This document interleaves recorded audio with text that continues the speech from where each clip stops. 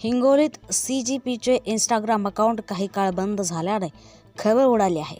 संस्थापक अध्यक्ष अभिजित दिपके यांना अकाउंटचा ॲक्सेस अचानक निघून गेल्याचा दावा केला असून अकाउंट हॅक करण्याचा प्रयत्न झाल्याचा आरोप केला आहे. शाळांच्या दुरवस्थेविरोधातील आंदोलनाला सोशल मीडियावर मोठा प्रतिसाद मिळत असून हा आवाज दाबण्याचा प्रयत्न असल्याचा दिपकेंचा आरोप आहे. दरम्यान काही काळ बंद असलेले अकाउंट आता पुन्हा रिकव्हर करण्यात आल्याची माहिती त्यांनी दिली आहे. सकाळी आमचं जे अकाउंट होतं ते अकाउंट चालत नव्हतं. आमचा सगळा ॲक्सेस निघून गेला होता.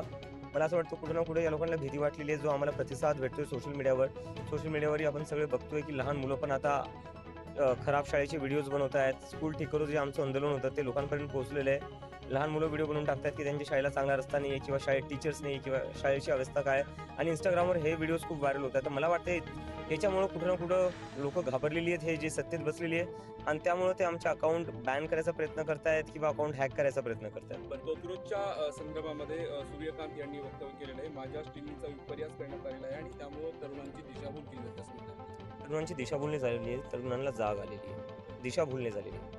तर सूर्यकांत सर आता म्हणजे त्यांना तेच वाटतं की तरुणांचा परत अपमान करतायत. एकदा कॉक्रोच आणि पॅरासाइट बोलले, आता परत अपमान करून म्हणतात की दिशाभूल होत आहे. ते दिशाभूल शिकलेले पोर आहेत, त्यांना माहिती आहे ते काय करतायत, काय बोलतायत आणि कशासाठी लढतायत. तुमचे हँडल रिकवर झाले आमचं, आम्ही रिकवर केलं आणि आता इथून पुढे सुरक्षित दृष्ट्या काय काळजी घेतली आणि आम्ही सगळं करतोय. आमच्या टीमला सांगितलेलं आम्ही जास्त केअरफुल राहायला, तर ते सगळं आम्ही करतोय. पण प्रयत्न चालूच असणार आहे आमचा आवाज दाबण्याचा. पण सोशल मीडियाचा आवाज दाबसाल, रस्त्यावर काय करसाल तुम्ही?